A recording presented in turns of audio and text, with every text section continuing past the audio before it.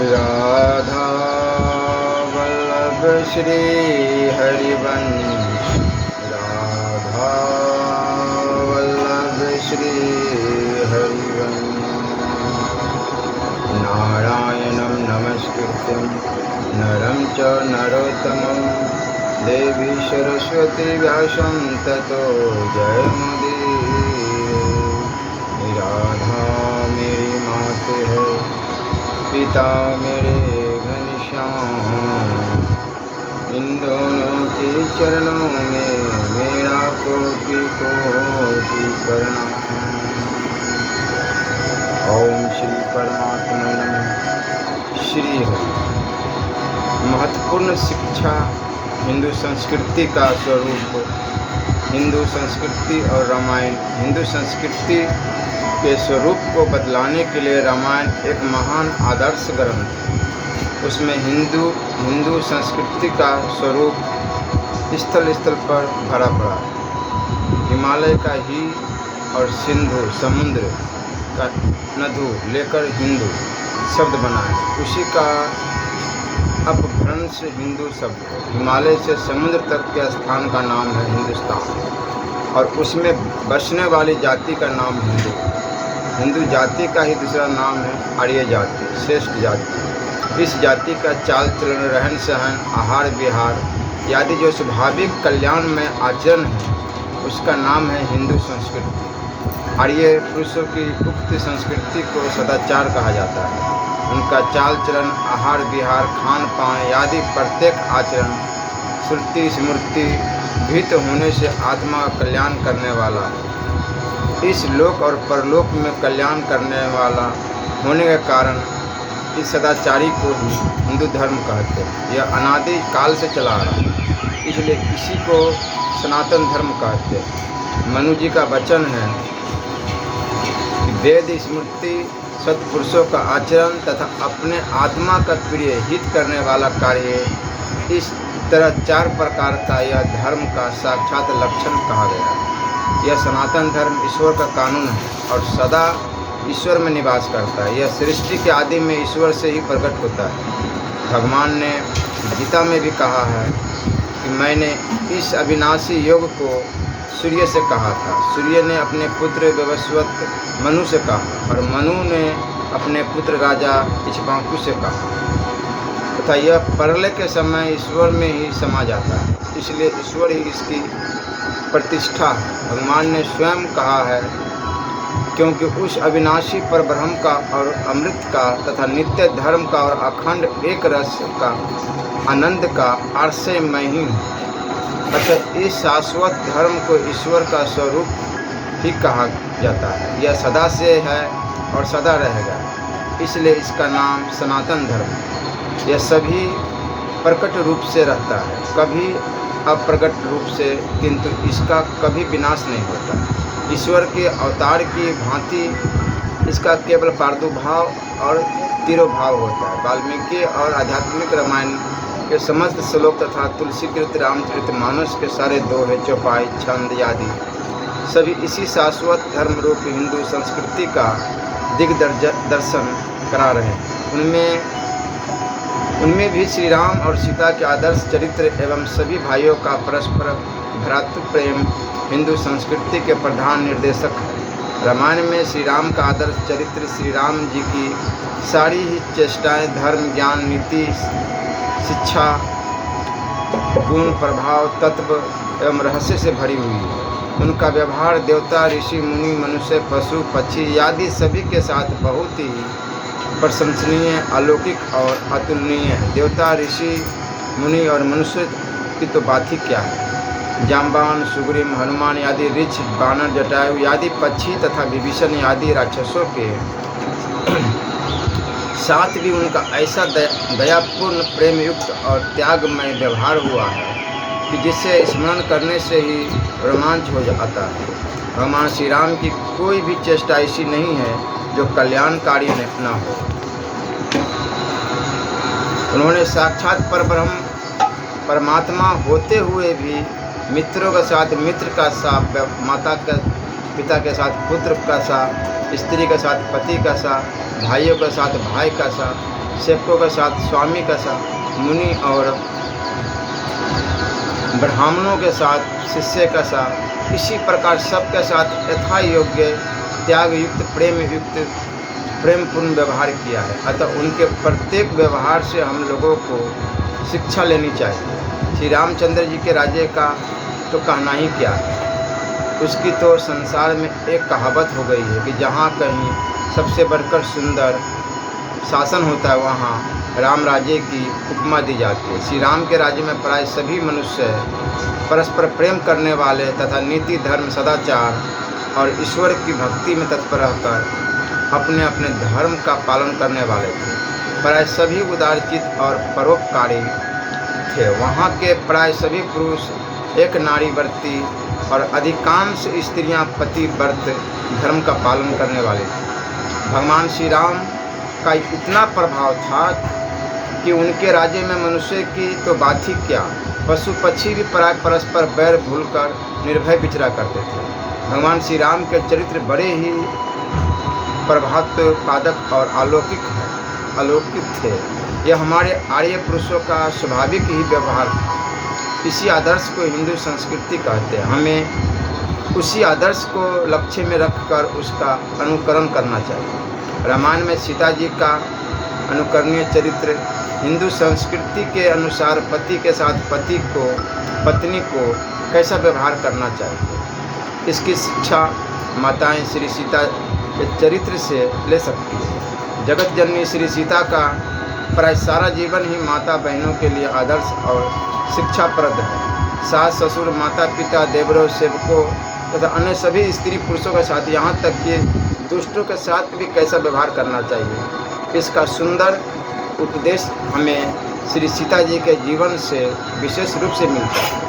इसे किसी भी रामायण में देख सकते हैं। श्री सीता जी की सभी क्रियाएं कल्याणकारिणी हैं। अतः माता बहनों को सीता जी के जीवन में जो शिक्षाएं भरी हुई है उन्हें अपने जीवन में उतारने की कोशिश करनी चाहिए। रामायण में भातृ प्रेम, हिंदू संस्कृति के अनुसार भाइयों के साथ कैसा प्रेम पूर्वक व्यवहार होना चाहिए, इसकी शिक्षा हमें रामायण में श्री राम, श्री लक्ष्मण, श्री भरत एवं श्री शत्रुघ्न के चरित्रों से जगह जगह पर मिलती है। उनकी प्रत्येक क्रिया में स्वार्थ त्याग और प्रेम का भाव झलक रहा है। श्री राम और भरत के स्वार्थ त्याग की बात क्या कही जाए। श्री रामचंद्र जी का प्रत्येक संकेत, चेष्टा और प्रसन्नता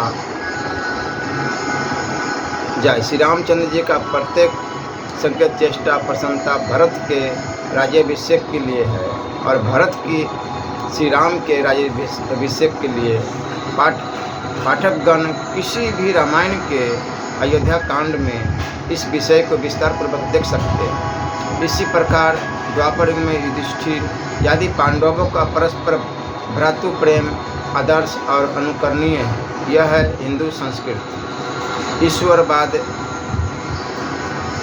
हिंदू संस्कृति में ईश्वरवाद एक प्रधान स्थान रखता है। ईश्वर को केवल हिंदू ही नहीं, ईसाई और मुसलमान आदि सभी मानते हैं, जिसे हम हरि ओम, ईश्वर, परमात्मा, नारायण, राम, कृष्ण आदि अनेक नामों से कहते हैं।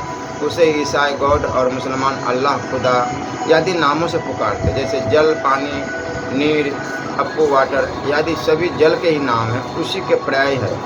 वस्तुत सबका अर्थ एक ही जल है। उसी प्रकार ये सभी नाम वस्तु एक ही ईश्वर के हैं। हमारे श्रुति, स्मृति, दर्शन, इतिहास, पुराण आदि शास्त्रों में तो ईश्वर का अस्तित्व पद पद अंकित है तथा गीता, भागवत, रामायण की तो बात ही क्या, ये तो ईश्वरवाद के प्रधान आदर्श ग्रंथ है ही। श्री तुलसीदास जी कहते हैं कि देवता और असुर है, जिसकी सत्ता से रस्सी में सर्प के भ्रम की भांति यह सारा दृश्य जगत सत्य ही प्रतीत होता है, और जिनके श्री चरण ही भव सागर से तरने की इच्छा वालों के लिए एकमात्र नौका है। उन समस्त कारणों से परे, सब कारणों के कारण और सबसे श्रेष्ठ श्री राम कहाने वाले भगवान श्री हरि की मैं वंदना करता हूँ। तथा अरण्य कांड में श्री लक्ष्मण जी के पूछने पर भगवान स्वयं कहते हैं इस संसार की उत्पत्ति, स्थिति, संहार आदि जिससे होते हैं वह ईश्वर है। महर्षि पतंजलि कहते हैं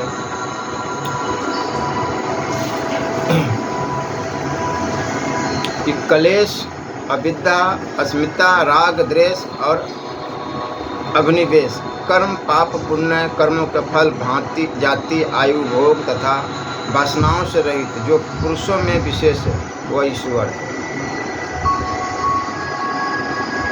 सर्वज्ञात का बीज कारण अर्थात समय ज्ञान उस परमेश्वर में सबसे बढ़कर है, उससे बढ़कर किसी में नहीं।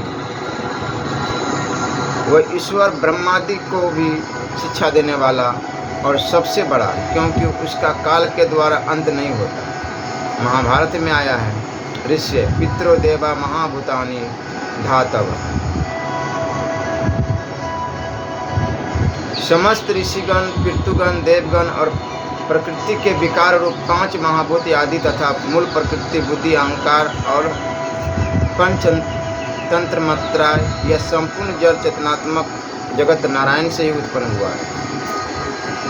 श्री विष्णु पुराण में भी आता है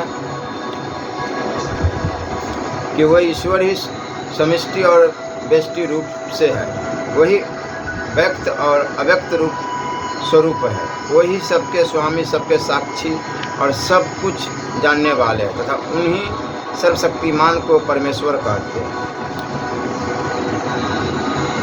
गीता में भी गीता कहती है कि दोनों से उत्तम पुरुष तो अन्य ही है, जो तीनों लोकों में प्रवेश करके सबका धारण पोषण करता है एवं अविनाशी परमेश्वर और परमात्मा, इस प्रकार कहा गया है। शरीर रूप यंत्र में आरूढ़ हुए संपूर्ण प्राणियों को अंतर्यामी परमेश्वर अपनी माया से उनके कर्मों के अनुसार भ्रमण करता हुआ सब प्राणियों के हृदय में स्थित है। श्री भागवतकार कहते हैं,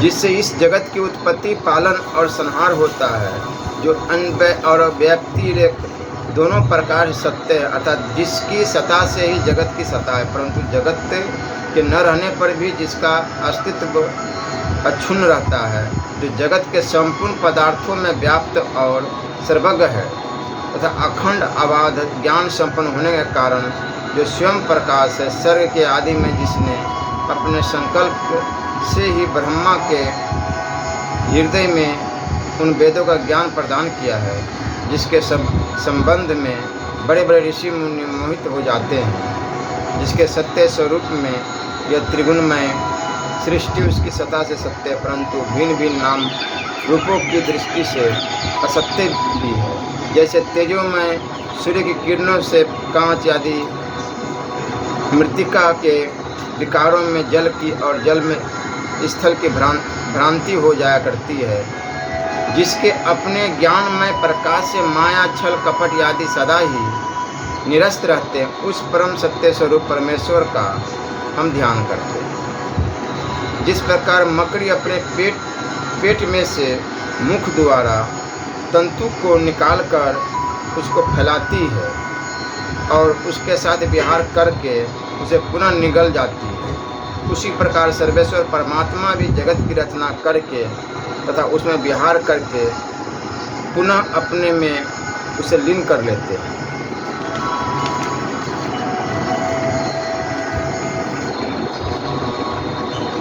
माया ईष्ण आपू कहू जान कहू सोजीव, बंध मोक्ष पद प्रद सर्व पर माया प्रेरक शिव। जो माया को, ईश्वर को और अपने स्वरूप को नहीं जानता वह जीव है, और जो कर्मानुसार बंधन और मोक्ष देने वाला सबसे बड़े माया का प्रेरक और कल्याणमय है वह ईश्वर है। जो ईश्वर को नहीं मानने वाले नास्तिक है, उन्होंने अनेक प्रकार के झूठे तर्क वितर्क करके बहुत से अनजान लोगों को मोहित कर दिया है, जिससे वे बेचारे भोले भाले लोग भ्रम में पड़कर ईश्वर के संबंध में भी अनेक प्रकार के शंका समाधान करने लगे। इससे हमारी हिंदू संस्कृति का ह्रास होने लगा, जो हिंदुस्तान के पतन में बहुत बड़ा कारण सिद्ध हुआ।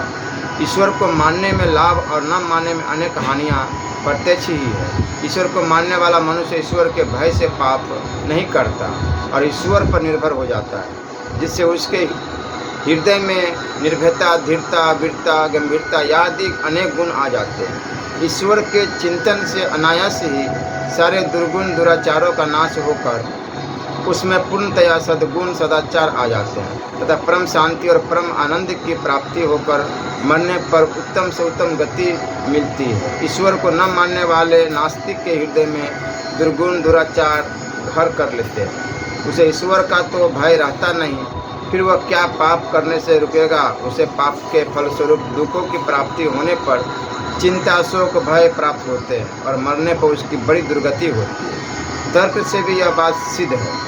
आप कहते हैं ईश्वर नहीं है और मैं कहता हूँ ईश्वर है। थोड़ी देर के लिए मान लीजिए आपकी बात ही सत्य हो, तो ऐसी परिस्थिति में यदि ईश्वर नहीं है और मैंने भूल से ईश्वर को मान लिया, तो इससे मुझे क्या हानि होगी।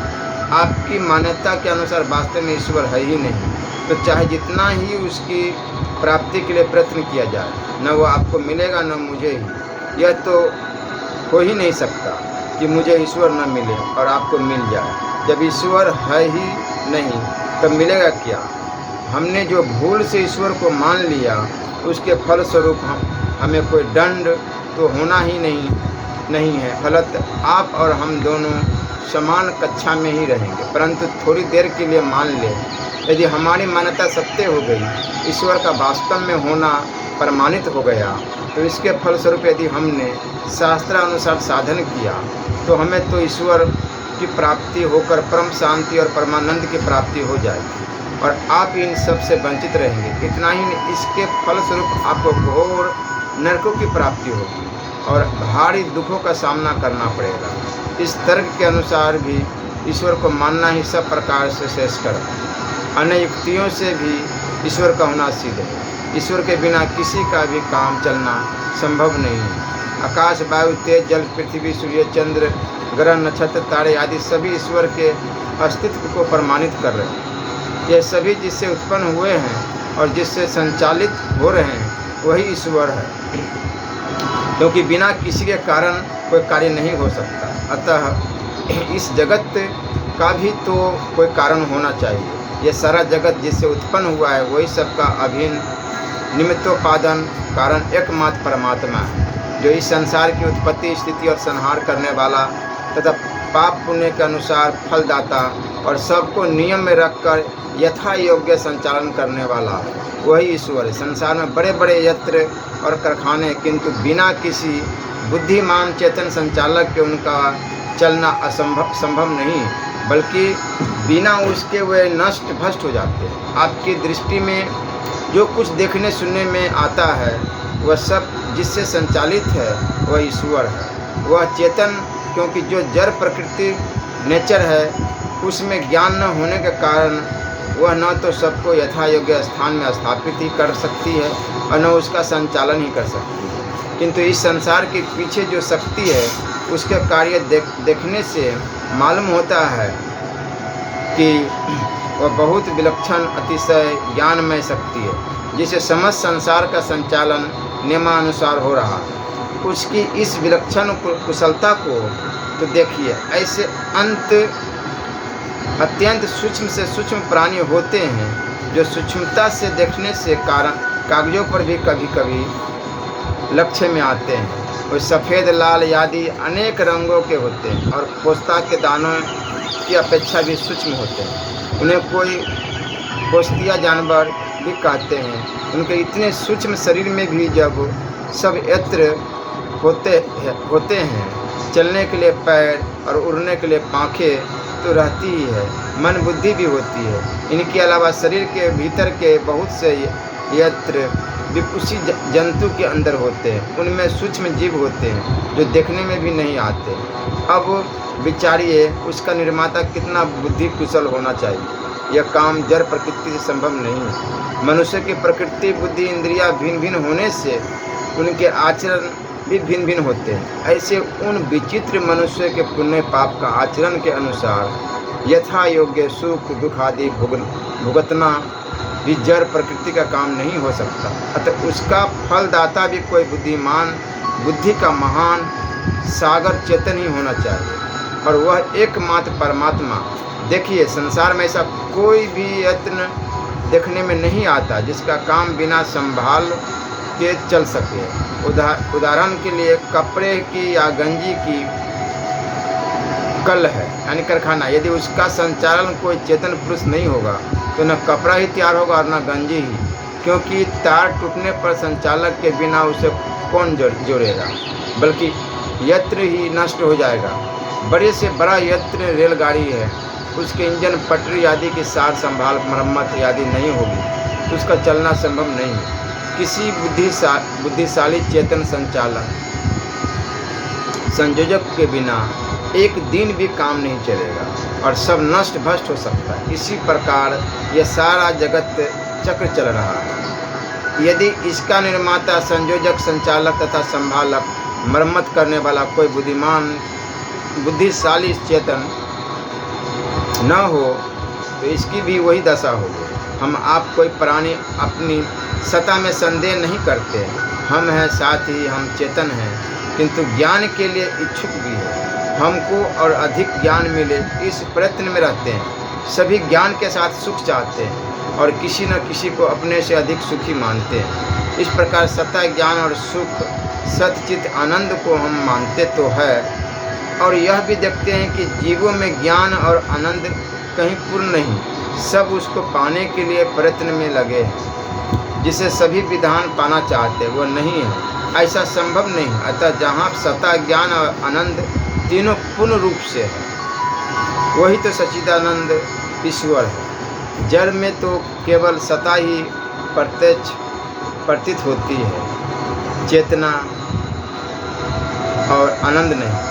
और सबसे छोटे प्राणी जो दूरबीन से भी कठिनता से दिखते हैं, उनमें भी सत्ता का साथ ज्ञान रहता है। वे अपने आहार को पहचानते हैं, वे भी सुख चाहते हैं, क्योंकि शत्रु से डरकर भागते उन्हें भी देखा गया। यह चेतना, ज्ञान और सुख की इच्छा जब जड़ में नहीं है तब कहीं माननी पड़ेगी। जहाँ वह है वही परमात्मा, वह चेतन ही इस जड़ का संचालक, वही सर्वेश्वर है। इससे यही निर्णय हुआ कि इसका उत्पादक, निर्माता, संचालक, संयोजक, रक्षक जो कोई है वही चेतन परमात्मा। यह हिंदुओं की अनुभव युक्त मान्यता सदा से चली आ रही है। इसी को हिंदू संस्कृति कहते हैं। अवतारवाद, भगवान श्री राम, श्री कृष्ण साक्षात पूर्ण ब्रह्म परमात्मा है, यह विश्वास हिंदू जातियों में प्राय सदा से ही चली आ रही है। यह युक्त और उचित ही है। निर्गुण निराकार रूप सच्चिदानंद घन परमात्मा ही सगुण साकार रूप में प्रकट होते हैं। जैसे आकाश में परमाणु रूप से स्थित जल ही बादल के रूप में आकर फिर जल और बर्फ के रूप में प्रकट होकर बरसने लगता है।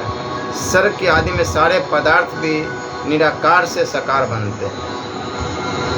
उस निराकार रूप ब्रह्मा के सूक्ष्म शरीर से ही सारी स्थूल व्यक्तियाँ उत्पन्न होती है। इसी प्रकार वह सच्चिदानंद घन परमात्मा स्वयं ही निराकार रूप से साकार रूप को धारण करता है। इसी का नाम अवतार लेना है। तुलसी कृत रामायण में अवतारवाद स्थान स्थान पर भरा हुआ है। यहाँ संक्षेप में कुछ दिग्दर्शन कराया जाता है। बालकांड में श्री शिव जी पार्वती से कहते हैं कि जब जब होई धर्म के हानि, बाढ़ी असुर अधम अभिमानी, करही अनिति जाई नहीं बरनी, सिद्धि विप्र धेनु सुर धरनी।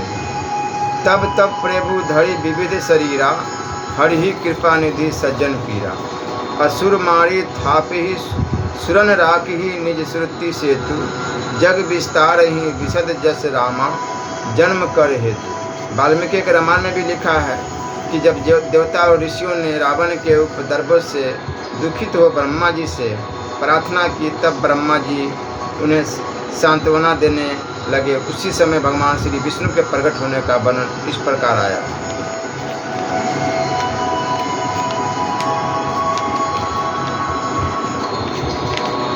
जिस वस्तु से जो चीज़ बनती है वह उसका उपादान कारण है और बनाने वाला निमित्त कारण। जैसे घड़े का उपादान कारण मिट्टी है और निमित्त कारण कुम्हार है।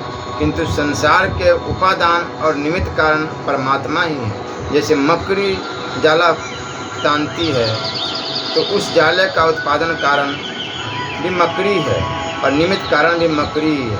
उसी प्रकार परमात्मा जगत के उपादान और निमित्त कारण दोनों हैं और उसके भिन्न भी हैं।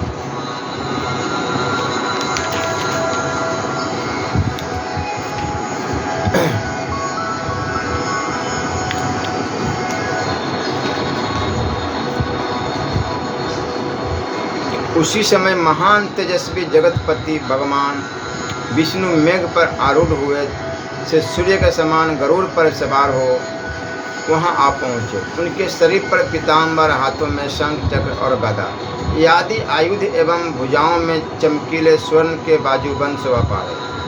सभी श्रेष्ठ देवताओं ने उनको प्रणाम किया। भगवान ने देवताओं की प्रार्थना पर दशरथ जी के घर में मनुष्य रूप से अवतार लेना स्वीकार कर लिया। देवताओं ऋषियों को भय देने वाले उस क्रूर एवं दुर्धर्ष राक्षस का नाश करके मैं 11 सहस्त्र वर्षों तक इस पृथ्वी का पालन करता हुआ मनुष्य लोक में निवास करूँगा। आध्यात्म रामायण में भी कथा आती है, जब विश्वामित्र जी श्री राम लक्ष्मण को यज्ञ रक्षार्थ के लिए ले जाने के लिए आए, उस समय दशरथ जी के द्वारा सलाह के रूप में पूछे जाने पर वशिष्ठ जी ने कहा कि राजन, यह देवताओं की गृह लीला सुनो, इसे किसी प्रकार प्रकट न होने देना चाहिए। ये राम मनुष्य नहीं है, साक्षात सनातन परमात्मा ही अपनी माया से इस रूप में प्रकट हुए। अनग पूर्व काल में पृथ्वी का भार उतारने के लिए ब्रह्मा जी की प्रार्थना करने पर उसे पूर्ण करने के लिए उन परमेश्वर ने ही तुम्हारे यहाँ कौशल्या के गर्भ से जन्म लिया। चित्रकूट में माता कैकेयी ने श्री राम से क्षमा प्रार्थना करते हुए कहा है कि आप साक्षात विष्णु भगवान, अव्यक्त परमात्मा और सनातन पुरुष हैं। अपने लीला में मनुष्य रूप से आप समस्त संसार को मोहित कर रहे हैं। रावण के वध के अनंतर ब्रह्मादि देवताओं से बातचीत करते हुए श्री राम ने कहा कि मैं तो अपने को दशरथ पुत्र राम ही समझता हूँ। वास्तव में मैं जो हूँ, जैसा हूँ, आप ही बदला है। इस पर ब्रह्मा जी श्री राम का महत्व बतलाते हुए कहते हैं कि आप साक्षात चक्रपाणी लक्ष्मीपति प्रभु श्री नारायण देव, सीता साक्षात लक्ष्मी है और आप भगवान विष्णु, कृष्ण एवं प्रजापति है।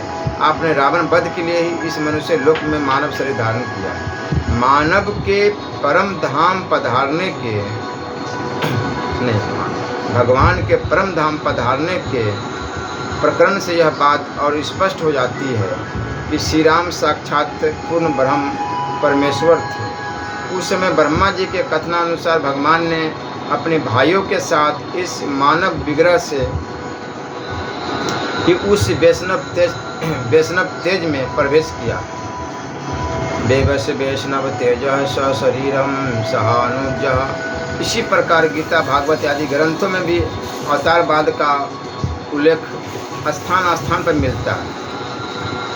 यहाँ कृष्ण नाम आया है, इससे सिद्ध होता है कि परमात्मा का यह नाम अनादिकाल से प्रसिद्ध, कृष्ण अवतार लेने के कारण से नहीं। गीता में कहा गया है, संस्कार प्राय हिंदुओं के हृदय में स्वाभाविक ही अंकित है। यह है हिंदू संस्कृति। परलोकवाद। बहुत से आदमी यह शंका करते हैं कि मरने के बाद आत्मा रहता है या नहीं, किए हुए कर्मों का फल कर्ता को परलोक में मिलता है या नहीं, मृत व्यक्ति के लिए दिया हुआ पदार्थ उसे मिलता है या नहीं, और जो मृत व्यक्ति मुक्त हो गया है उसके प्रति दिया हुआ पदार्थ किसको मिलता है। इन प्रश्नों का समाधान यह है कि मरने पर आत्मा अवश्य रहता है तथा किए हुए कर्मों का फल कर्ता को अवश्य मिलता है। वह इस लोक में मिल जाता है और शेष बचा हुआ परलोक में मिलता है। मृत व्यक्ति के लिए जो कुछ दिया जाता है वह सब उसे प्राप्त होता है, किंतु जो मृत व्यक्ति मुक्त हो गया है उसके प्रति दिया हुआ कर्ता के संचित कर्म रूप कोष में जमा हो जाता है। कठोपनिषद में यमराज के प्रति नचिकेता ने भी यह प्रश्न किया था कि मरने पर आत्मा रहता है या नहीं। यमराज ने यही उत्तर दिया था कि अवश्य रहता है। यमराज कहते हैं कि जो धन के मोह में मोहित हो रहा है, ऐसे प्रमादी मूढ़ अविवेकी के पुरुष को परलोक में श्रद्धा नहीं होती। यह लोक ही है, परलोक नहीं। इस प्रकार मानने वाला वह मूढ़ मुझे मृत्यु के बस में बार बार पड़ता है, अर्थात पुनः पुनः जन्म मृत्यु को प्राप्त होता है। नित्य ज्ञान स्वरूप आत्मा न तो जन्मता है और न मरता है। यह न तो स्वयं किसी से हुआ है, न इसे कोई भी हुआ है, अर्थात यह न तो किसी का कार्य है और न कारण ही है। यह अनजन्मा नित्य सदा एक रस रहने वाला और पुरातन, अर्थात क्षय और बुद्धि से रहित है। शरीर के नाश होने पर भी इसका नाश नहीं होता। गीता में भगवान कृष्ण ने स्वयं कहा,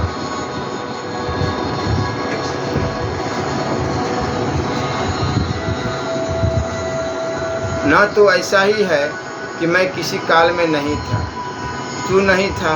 भगवान कृष्ण अर्जुन से कह रहे हैं कि ऐसा ही है कि मैं किसी काल में नहीं था या तू नहीं था, अथवा ये राजा लोग नहीं थे, और ना ऐसा ही है कि इससे आगे हम सब नहीं रहेंगे। वाल्मीकि रामायण में युद्ध के बाद दशरथ जी का आना तथा श्री राम और लक्ष्मण आदि से वार्तालाप करना परलोक का जीता जागता प्रमाण है। इसके लिए वाल्मीकि रामायण युद्धकांड 111वां सर्ग देखिए। अन्य शास्त्रों में भी जगह जगह इसके अनेक प्रमाण प्राप्त होते हैं। हिंदू जाति के हृदय में यह संस्कार स्वाभाविक ही अंकित है। यह युक्ति संगत भी है। जब मनुष्य जन्मता है तब उसके जाति, आयु, भोग और स्वभाव भिन्न भिन्न होते हैं तथा मनुष्य का जन्मते ही रोना, हंसना, कंपित होना, सोना, माता के स्तनों से स्वयं ही दूध को आकर्षित करना आदि उसके पूर्व जन्म के अभ्यास के घोतक होने से पूर्व जन्म को सिद्ध करते हैं। भगवान गीता में बताया है कि मैं अनजन्मा और अविनाशी स्वरूप होते हुए भी तथा समस्त प्राणियों का ईश्वर होते हुए भी अपनी प्रकृति को अधीन करके अपनी योग माया से प्रकट होता हूँ।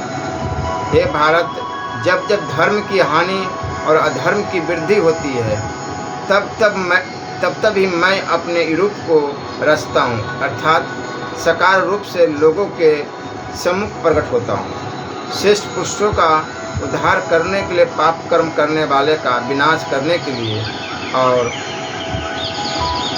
धर्म की अच्छी तरह से स्थापना करने के लिए मैं युग युग में प्रकट हुआ करता हूँ। संसार में शील, उदारता आदि सद्गुणों में अपने सरदू दूसरे को न देखकर मैं स्वयं ही आप दोनों का पुत्र होकर पहले कृष्णिगर्भ के नाम से विख्यात हुआ था। उसके बाद जब आप दोनों कश्यप और अदिति के रूप में प्रकट हुए तब मैं उत्पन्न होकर उपेंद्र के नाम से विख्यात हुआ। उस समय मेरा शरीर छोटा होने के कारण मेरा नाम वामन हुआ। इस तीसरे अवतार में अब मैं ही उसी शरीर से आप दोनों के यहाँ पुनः उत्पन्न हुआ हूँ। हे सती, मैंने यह आपसे सत्य कहा। इसलिए आत्मा नित्य है। शरीर के नाश होने पर भी उसका नाश नहीं होता। गीता में भी कहा है, न जायते, यह आत्मा किसी काल में भी न तो जन्मता है और न मरता ही है तथा न यह उत्पन्न होकर फिर होने वाला है, क्योंकि यह अनजन्मा, नित्य, सनातन और पुरातन है। शरीर के मारे जाने पर भी यह नहीं मारा जाता। श्री रामचरितमानस में दशरथ जी ने कहा है कि शुभ और अशुभ कर्म अनुहारी, इस देई फलु हृदय विचारी, करई जो कर्म पाव फल सोई, निगम नीति अस कहू सब कोई। वाल्मीकि रामायण में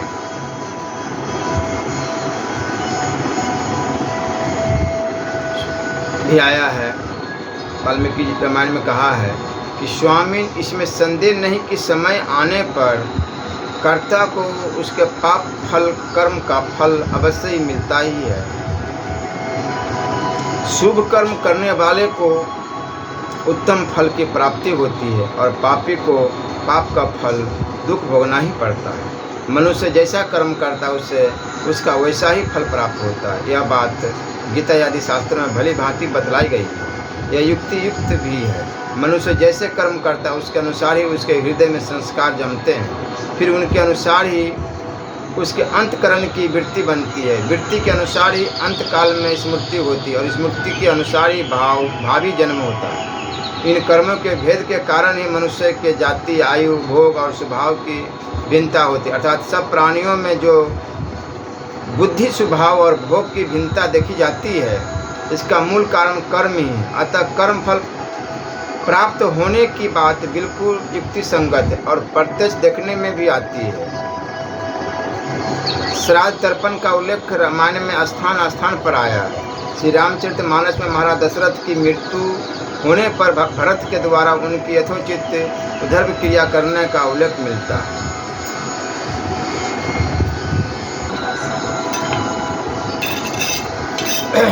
निरपतनु वेद विदित अनुभावा, परम विचित्र विमानु बनावा। चंदन अगर भार बहु आए, अमित अनेक सुगंध सुहाए। सरजू तीर रची चिता बनाई, जनु सुरपुर सोपान सुहाई। यही विधि दाह क्रिया सब किन्हीं, विधिवत नहाई तिलांजलि दिन्हीं।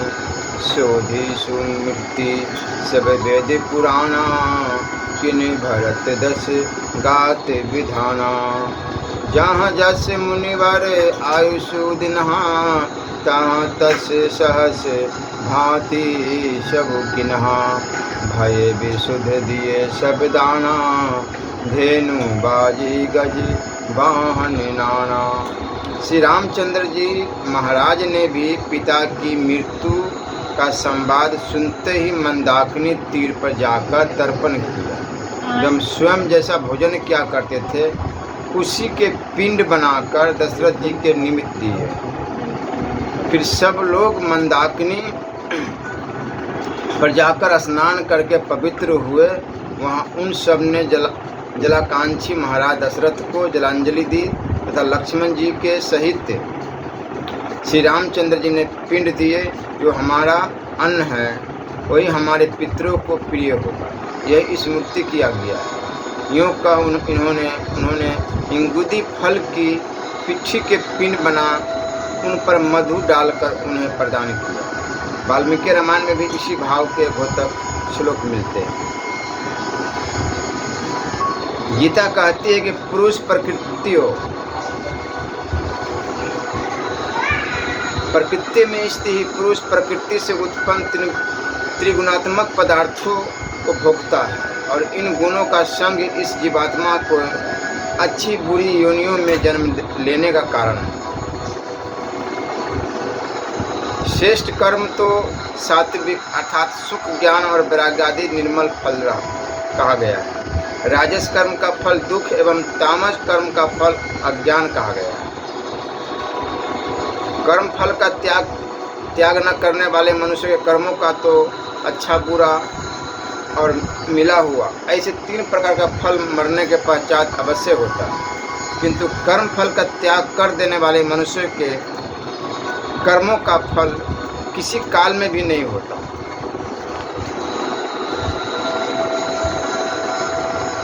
रामायण के सिवा श्राद्ध का प्रकरण गीता, मनुस्मृति आदि सभी शास्त्रों में पाया जाता है। यह बात युक्ति संगत भी है। जो आदमी जिस व्यक्ति के नाम से बैंक में रुपए जमा करता है उसी व्यक्ति के नाम रुपए जमा हो जाते हैं और जिसके नाम से जमा होते हैं उसी को मिलते, दूसरे को नहीं। उन रुपए के बदले में उसे जो आवश्यकता होती है वही चीज़ उतनी कीमती मिल जाती है।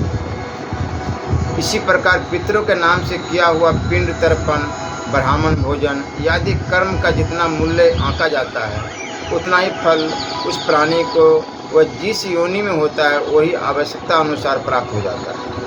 अर्थात यदि वह प्राणी गाय है तो उसे चारे के रूप में, देवता है तो अमृत के रूप में, मनुष्य है तो अन्न के रूप में और बंदर आदि है तो फल आदि के रूप में उतने ही मूल्य की वस्तु मिल जाती है। यदि कहे कि जीवित व्यक्ति के लिए भी यदि कोई यज्ञ दान अनुष्ठान व्रत उपवास आदि कर्म करता है तो क्या उसे भी मिलता है?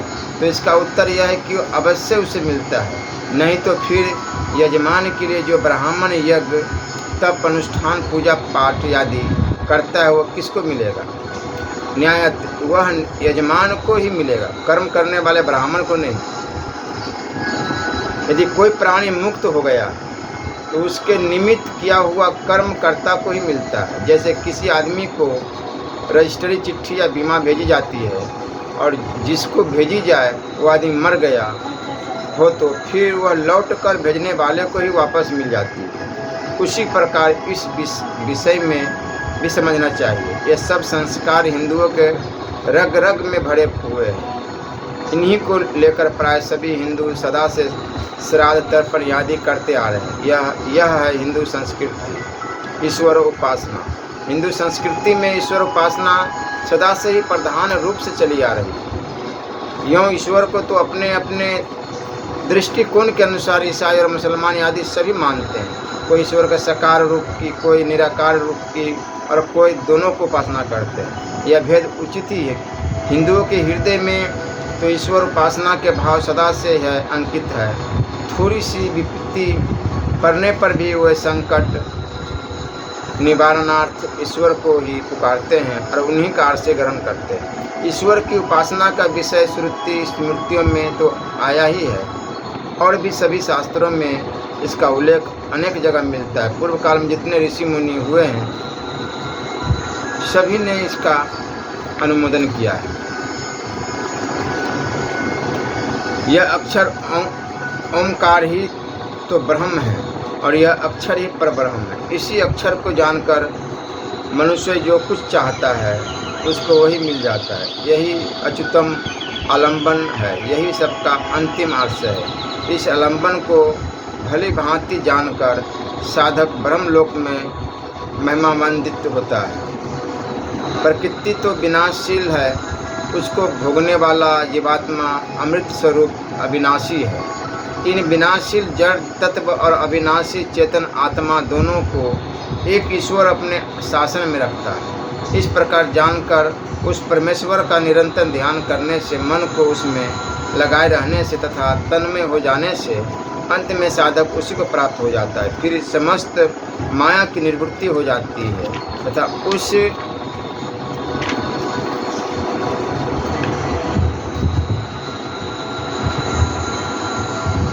वह निष्काम भाव वाला पुरुष इस परम विशुद्ध प्रकाशमान ब्रह्म धाम रूप परमेश्वर को जान लेता है, जिसमें संपूर्ण जगत स्थित हुआ प्रतीत है। जो भी कोई निष्काम साधक परम पुरुष परमेश्वर की उपासना करते हैं वे बुद्धिमान रजोबीर्जमय इस जगत को अतिक्रमण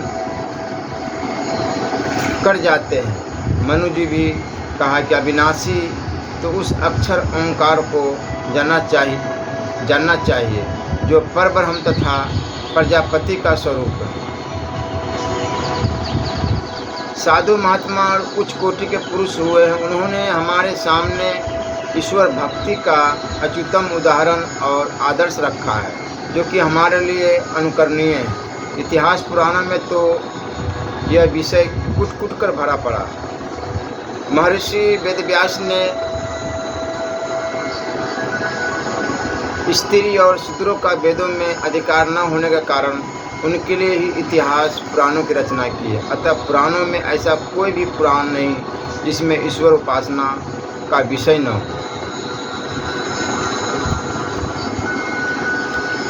अविनाशी तो उस अक्षर ओंकार को जानना चाहिए जो परब्रह्म तथा प्रजापति का स्वरूप है।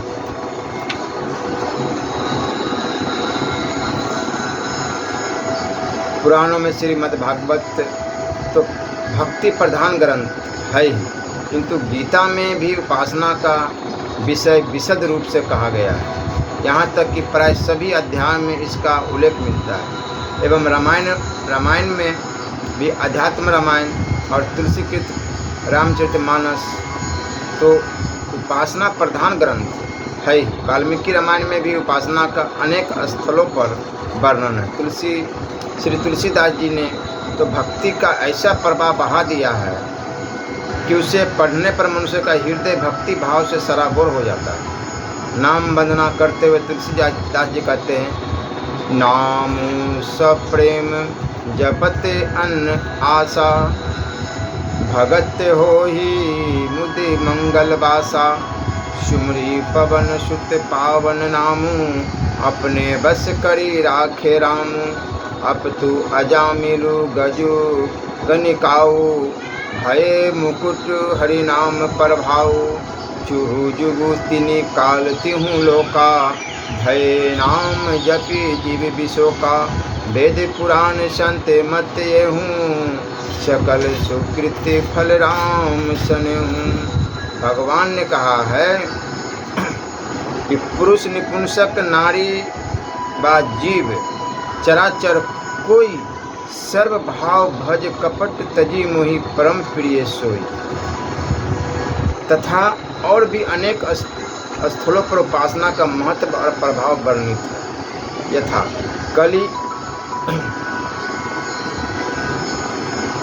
कलियुग समगुण आन नहीं, जो नर कर विश्वास, गाय राम गुण गण विमल, भवतर बिनहि प्रयास, भक्ति करत बिनु जगत प्रयासा, संसिप्ति मूल अविद्या नाशा, राम भक्ति मनि उर बस जाके, दुख लवलेश न सपने हूँ ताके, बारी मथे गिरते होई बरु सिकता, तेरे बरु तेल बिनु हरि भजन न भवतरियो, यह सिद्धांत अकेल, विनिश्चित बदामी, तेना अन्यथा वंचांसी में, हरिर नरा भजन्ति, अयोति दुस्तरम तरंती ते।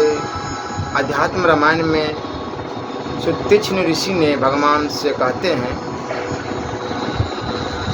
इस लोक में जो मेरे मंत्र के उपासक है, जो मेरे ही शरणागत है, जो किसी वस्तु की अपेक्षा नहीं रखते और जिन्हें मेरे सिवा कोई अन्य गति नहीं, ऐसे भक्तों को मैं नित्य दर्शन देता हूँ। पंचवटी में लक्ष्मण के पूछने पर भगवान ने अति गोपनीय ज्ञान विज्ञान का वर्णन करते हुए अंत में कहा है कि इसलिए मेरी भक्ति से युक्त पुरुष को शीघ्र ही ज्ञान और विज्ञान तथा वैराग्य भी प्राप्त हो जाता है, जिससे वह मुक्ति को पा लेता है। भगवान ने सबरी के प्रति कहा है कि भक्ति के उत्पन्न होने मात्र से ही तत्काल मेरे स्वरूप का अनुभव हो जाता है, और जिसे मेरा अनुभव हो जाता है उसकी उसी जन्म में निस्संदेह मुक्ति हो जाती है। भगवान विष्णु की भक्ति बुद्धि को अत्यंत शुद्ध करने वाली है, उसी से अत्यंत निर्मल आत्मज्ञान होता है। आत्मज्ञान से विशुद्ध आत्म तत्व का अनुभव होता है, और इस प्रकार सम्यक ज्ञान हो जाने से मनुष्य परम पद प्राप्त करता है। इसलिए तुम प्रकृति से परे पुराण पुरुष सर्वव्यापक यादि नारायण लक्ष्मीपति श्री राम का भजन करो। अपने हृदय में इस शत्रु भाव रूप मूर्खता को छोड़ दो और शरणागत बनकर श्री राम का भजन करो। वाल्मीकि रामायण में भगवान श्री रामचंद्र जी ने विभीषण के अपनी शरण में आने पर जो वचन कहे हैं वह सदा ध्यान में रखने योग्य है। वो कहते हैं, मेरा यह व्रत है कि जो एक बार भी शरण में आकर मैं तुम्हारा हूँ यूँ कहकर मुझसे रक्षा की प्रार्थना करता है, उसे मैं समस्त प्राणियों से अभय कर देता हूँ। तथा रावण वध के अनंतर ब्रह्मा जी ने भगवान की स्तुति करते हुए कहा है कि जो सदा प्रकाशमान पुराण पुरुषोत्तम स्वरूप आपकी भक्ति करने वाले हैं, वो इस लोक और परलोक में अपने सभी मनोरथ प्राप्त कर लेते हैं तथा आपको भी पा जाते हैं। श्री रामचंद्र जी तथा श्री भरत जी का चरित्र तो कहीं से भी देखा जाए उसमें भक्ति रस टपकने लगता है। उनके एवान मात्र चरित्र श्रद्धा भक्ति से ओतप्रोत है। उनको तो बात ही क्या, उनके भाई श्री लक्ष्मण और श्री शत्रुघ्न तथा परम भक्त सुतीक्ष्ण और हनुमान आदि के चरित्र भी श्रद्धा भक्ति से भरे पड़े हुए। उन चरित्रों को पढ़कर किसका हृदय द्रवीभूत नहीं होगा। भक्त निषाद राज गुरु केवट सबरी भिलनी आदि भी ईश्वर की भक्ति के प्रभाव से परम पद को प्राप्त हो गए। इसलिए तन मन से तत्पर होकर भगवान की भक्ति करनी चाहिए। पूर्व काल में ऋषि लोग संध्या गायत्री अग्निहोत्र वेदाध्यान पूजा पाठ आदि ईश्वर उपासना के आदि कृत्य करके ही दूसरे काम में प्रवृत्त होते थे। त्रेता युग में मर्यादा पुरुषोत्तम भगवान श्री राम ने भी स्वयं संध्या उपासना आदि नित्य कर्म करके इसका आदर्श उपस्थित किया। द्वापर युग में तो महाभारत युद्ध के समय भी लोग युद्ध छोड़कर संध्या उपासना आदि क्रिया करते थे, ऐसा उल्लेख मिलता है। किंतु दुख की बात है कि इस समय ब्राह्मण क्षत्रिय वैश्यों में नित्य अग्निहोत्र का तो किसी जगह ही दर्शन होता है। संध्या गायत्री वेदाध्ययन और ब्राह्मण जाति में तो कुछ देखने में आता है, परंतु प्राचीन काल में तो संध्या उपासना रहित ब्राह्मण जाति बहिष्कृत कर दिया जाता था। यह थी हिंदू संस्कृति। आज कोई भाव लुप्त प्राय हो गए। अतएव हमें यथाधिकार नित्य संध्या गायत्री अग्निहोत्र स्वाध्याय पूजा पाठ भजन ध्यान आदि ईश्वर उपासना करने में मन को लगाने का प्रयत्न करना चाहिए। उपासना के लिए प्राप्त काल और शाम काल बहुत ही उत्तम और विशेष उपयोगी है। यह समय स्वाभाविक ही सूर्य ताप से रहित होने के कारण मन के लिए रमणीय और शांतिमय होते हैं। शयन और स्नान के अनंतर तथा भोजन से पूर्व वृत्तियाँ शांत रहती है, विक्षेप में और आलस्य भी नहीं आते। अतः उस समय चित्त अनायास ही परमात्मा में लग सकता है। फिर श्रद्धा भक्ति और विवेक वैराग्य पूर्वक कोशिश करने पर परमेश्वर की उपासना में चित्त स्थिर हो जाए, इसमें तो आश्चर्य की क्या बात है। अर्वाचीन काल में श्री तुलसीदास जी, कबीरदास जी, सूरदास जी, श्री गौरांग महाप्रभु जी, परमहंस रामकृष्ण जी आदि अनेक संत हो गए। उन्होंने तो स्वयं ईश्वर उपासना का बहुत ही सुंदर आदर्श स्थापित करके विशद रूप से उनका प्रचार किया। आधुनिक काल में महात्मा गांधी जी ईश्वर उपासना के महान समर्थक थे। वो कहते थे कि मेरे तो राम नाम का आधार है और उससे सारे कार्य सिद्ध होते हैं। संसार में ऐसा कोई काम नहीं जो राम नाम से सिद्ध न हो सके। नाम की महिमा और प्रार्थना के विषय में उनके बहुत से लेख प्रकाशित हो चुके हैं। कुछ उद्धरण नीचे लिखे जा रहे हैं। जिसके चित्त में तरंग उठते ही रहते हैं वह सत्य के दर्शन कैसे कर सकता है। चित्त में तरंग उठना समुद्र के तूफान जैसा है। तूफान में जो सुकान पर काबू रख सकता है वह सलामत रहता है। ऐसे ही चित्त की अशांति में जो राम नाम का आश्रय लेता है वह जीत जाता है। विकारी विचार से बचने का एक अमोघ उपाय राम नाम है। नाम कंठ से ही नहीं अब किंतु हृदय से निकलना चाहिए। व्याधि अनेक है, वेद अनेक है, उपचार भी अनेक है। अगर व्याधि को एक ही देखे और उसका मिटाने हारा वेद एक राम ही है, ऐसा समझ में तो बहुत सी झंझटों से हम बच जाए। आश्चर्य कि वेद मरते हैं, डॉक्टर मरते हैं, उनके पीछे हम भटकते हैं, लेकिन राम तो मरता नहीं ना, हमेशा जिंदा रहता है और अचूक वेद उसे हम भूल जाते हैं। मनुष्य जानता है कि जब वह मरने के लिए नज़दीक पहुंचता है सिवाय ईश्वर के कोई दूसरा सहारा नहीं है, तो भी राम नाम लेने से हिचकिचाहट होती है। ऐसा क्यों? उपयुक्त सभी उदाहरण बापू के आशीर्वाद रोज के विचार से उद्भूत किए गए। महात्मा जी के इस संबंध में और भी उद्गार पढ़िए। नाम की महिमा के बारे में तुलसीदास जी ने कुछ भी कहने को बाकी नहीं रखा। द्वादशाक्षर मंत्र, अष्टाक्षर मंत्र इत्यादि सब इस मोह जाल में फंसे हुए मनुष्य के लिए शांतिप्रद है, इसमें कुछ भी शंका नहीं। जिससे जिसको शांति मिले उस मंत्र पर वह निर्भर रहे, परंतु जिसको शांति का अनुभव ही नहीं है और जो शांति की खोज में है उसको तो अवश्य राम नाम पारसमणि बन सकता है। ईश्वर के सहस्त्र नाम कहे गए, उसका अर्थ यह है कि उसके नाम अनंत है, गुण अनंत है। इसी कारण ईश्वर नामातीत और गुणातीत भी, परंतु देहधारी के लिए नाम का सहारा अत्य आवश्यक। और इस युग में मूढ़ और भी राम नाम रूपी एकाक्षर मंत्र का सहारा ले सकता है। वस्तुतः राम उच्चारण में एकाक्षर ही है और ओमकार और राम में कोई फर्क नहीं, परंतु नाम महिमा बुद्धिवाद से सिद्ध नहीं हो सकती, श्रद्धा अनुभव साध्य है। जो शक्ति राम नाम में मानी गई है उसके बारे में मुझे कोई शक नहीं है। हर एक आदमी इच्छा मात्र से ही राम नाम को अपने हृदय में अंकित कर सकेगा। उसमें परिश्रम की आवश्यकता है, धीरज की भी है। पारस मणि को हासिल करने के लिए धीरज क्यों न हो, नाम तो उससे भी अधिक है। मैंने तो बचपन से ही राम नाम के जरिए ईश्वर को भजा है, लेकिन मैं जानता हूँ कि ईश्वर को ओम के नाम से भजो या संस्कृत प्रकृति से लेकर इस देश की या दूसरे देश की किसी भी भाषा के नाम से उसको जपो, परिणाम एक ही होगा। सब रोगों की रामबाण दवा केवल रूप में जिस राम नाम। श्री राधा वल्लभ लाल की जय।